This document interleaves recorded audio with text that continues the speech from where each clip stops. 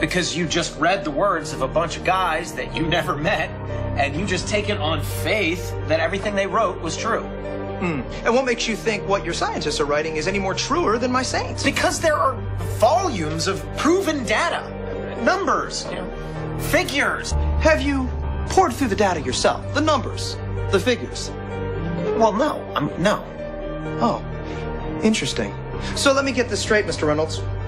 You get your information from a book written by men you've never met, and you take their words as truth based on a willingness to believe, a desire to accept, a leap of, dare I say it, faith?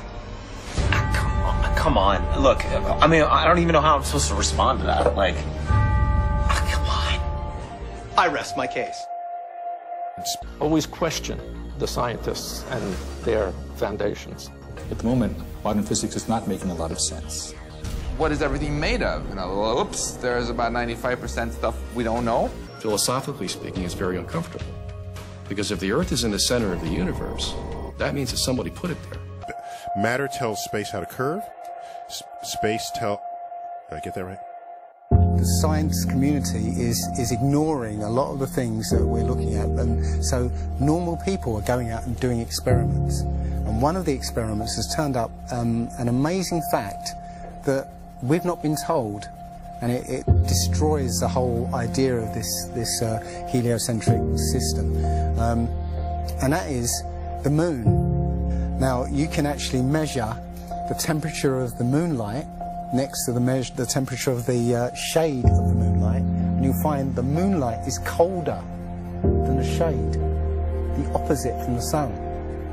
So the moon is throwing out its own light, and that light is the opposite from the sun. Now, that tells you that it's not reflecting the sun's light. It's producing its own, and its light is different from the sun's. So, you know, the scientific community have not told us this, because they won't tell us this, because it destroys this idea that the sun is, is lighting up the moon. Everyone knows, like, if you're in sunlight, it's colder in the shade, right? So if it's 100 degrees in the sun, it's 90 degrees in the shade. You go to the moonlight, like, especially in a full moon, especially if it's high in the sky, the moon is its own independent object. It is not reflecting the sun rays. The sun is its own object. Also, about the same size, which is, again, coincidentally, why the moon fits so perfectly in front of the sun during an eclipse. We always thought it was coincidence that even though it was 400 times farther away, that it was also exactly 400 times less diameter, which is why it fits. And the other weird thing about the moon, which everyone thinks, oh, it's just a coincidence, is that we never see the other side of it. It's constantly perfectly rotating, so we only see one side of the moon.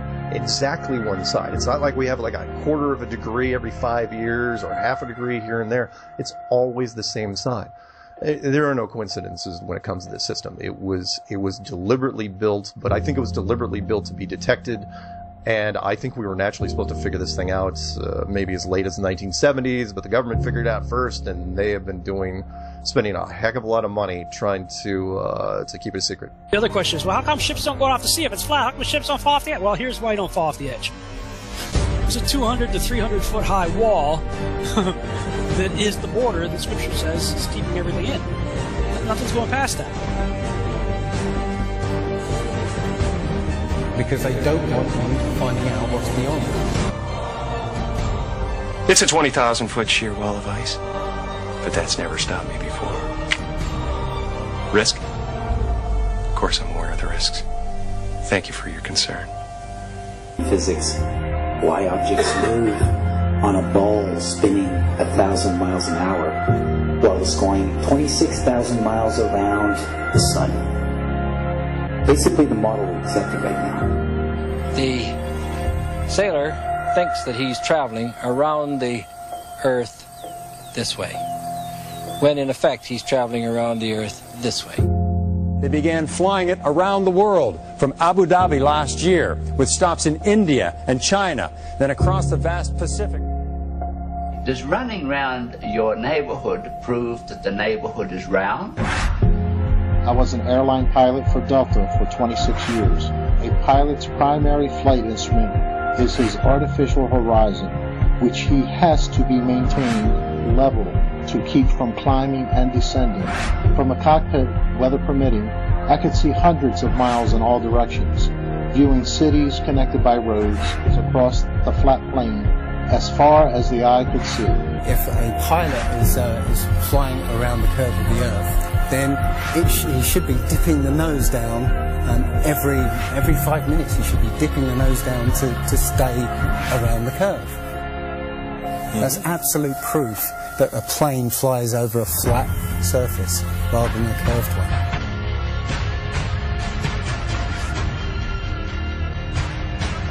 Now, how come in all these ball pictures, man, you can see all the continents pretty much, and there's just a little bit of clouds here and there. Man, it's like some of these pictures, like there's some where they show the Earth at night and you can see all the lights and stuff. It's like, you're telling me the entire continent didn't have clouds? The entire fucking continent, like, you can see Africa and all these lights and all this stuff, like, you know, if you turn on your porch light, I guess you can see it from space, apparently. And it's like there's no clouds in some of these pictures. And they spelled out the word sex, right, recently, probably a few months ago, in one of the clouds. But, you know, if they do their research, they say, well, those are composites. And I said, well, how come they copy and paste the clouds on some of these? And they use the same cloud form. Like, if you're going to make a composite, but you shouldn't be copying and pasting clouds. That means you're adding stuff that's not real. Yeah, and the thing is, those pictures that you're talking about, the blue marble pictures, you know, I think there's about maybe 8 to 10 of them over time that NASA has put out, and you're absolutely right. None of those pictures look the same. The color of the water is different. Like you said, the continents are different sizes. It's just unbelievable. And I think what happened originally was they would put these things out and nobody was paying any attention to it. You know, and then all of a sudden now people are paying attention to it, and now they're pulling these pictures in, and it's an obvious fraud. What? And the thing is, there's supposedly tens of thousands of satellites orbiting Earth.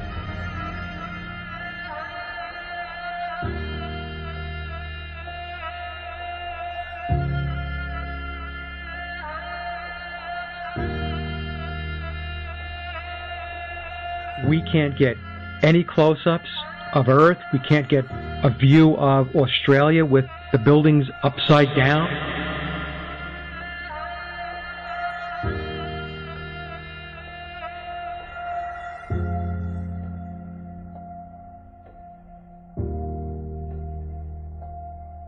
And they'll look at you like you're crazy.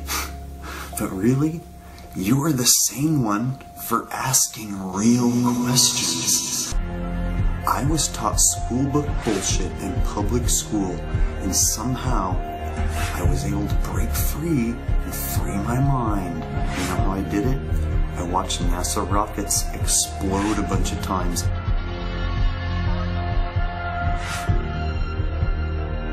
Fly off sideways and not go to space. If you watch the trajectory of the space shuttle, it doesn't go straight up. It always goes in a curve and out to sea.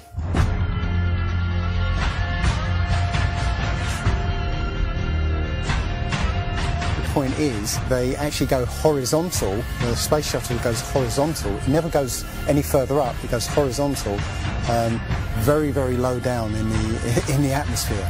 You know, it's still in the atmosphere while it's horizontal, so it never gets any higher. And it goes out of sight, not because it goes too high, because it goes too far downrange. And they have a plane that's mocked up to look like a space shuttle. It's a jet-powered aircraft. That's it. It's not a glider. It's an aircraft.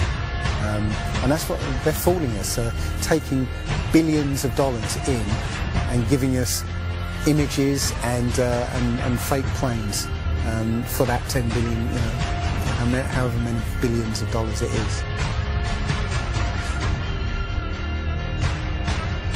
What goes up must come down, and literally we have not ever seen anything that has ever gone up and not come down.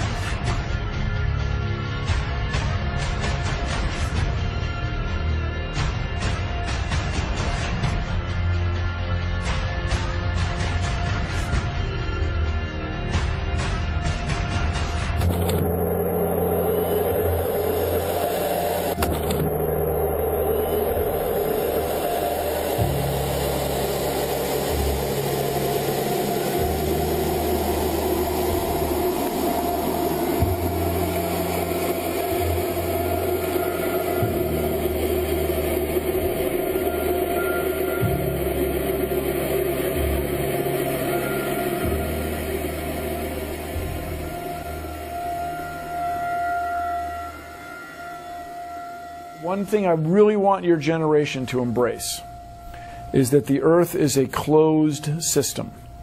We cannot leave the Earth. There's no place to go.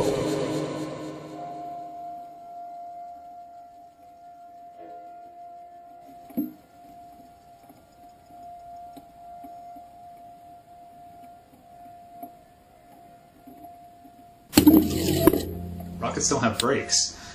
It literally stopped. All of that angular momentum from the rotation of the rocket and the linear momentum from flying up just stopped. No, it had to have hit something. But what did it hit? If it hit a solid surface, the rocket would have been destroyed, and most likely the camera too, so we wouldn't have the footage, and obviously that's not the case.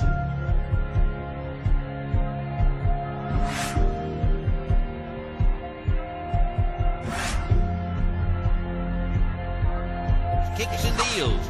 It's a long fly ball going back, and the ball shatters the sky, bringing the ocean itself down into the stadium.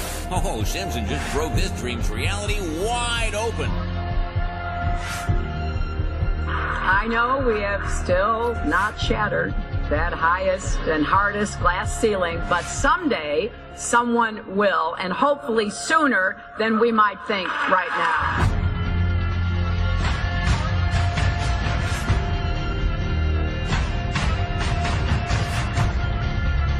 There's no place to go.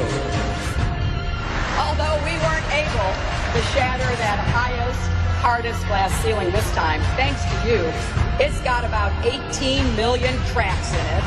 And it may be hard to see tonight, but we are all standing under a glass ceiling right now. People figured out that we were an enclosed system. The more advanced we got, it would be the biggest thought on our minds. That's all we care about. You could make a wildlife reserve 1,000 miles square. All people, all human beings would do is just be knocking on the fence constantly, going, why is this fence here? Who built the fence? Why are we in here? And so on and so on. Why do you think that Truman has never come close to discovering the true nature of his world until now? We accept the reality of the world with which we're presented.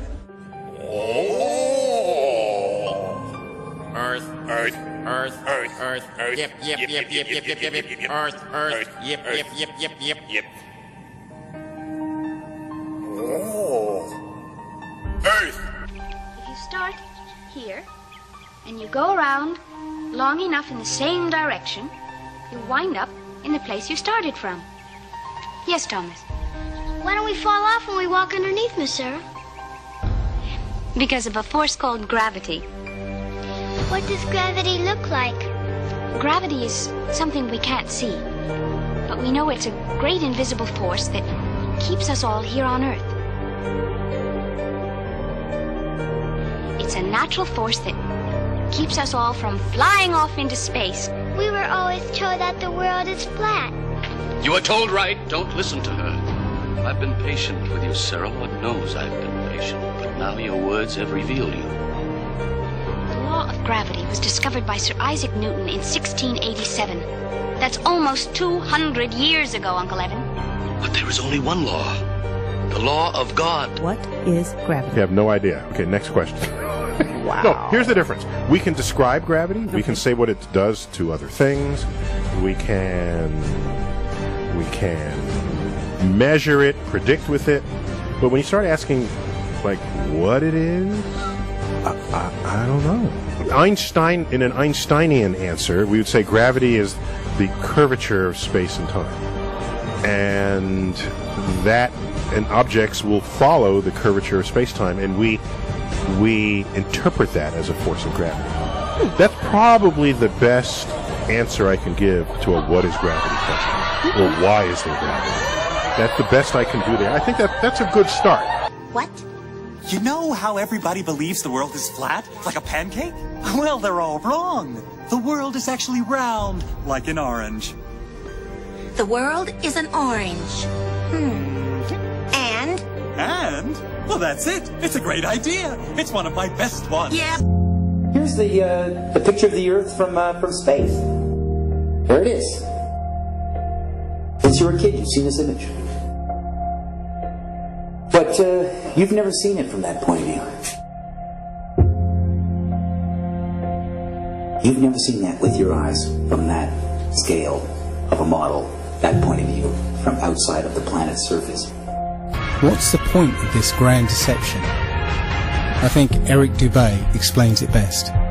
People are always asking, why do they do this? I mean, other than the obvious profit margin motive, NASA being the biggest black budget black hole in existence, sucking in over $30 billion taxpayer money for the fake moon landings alone.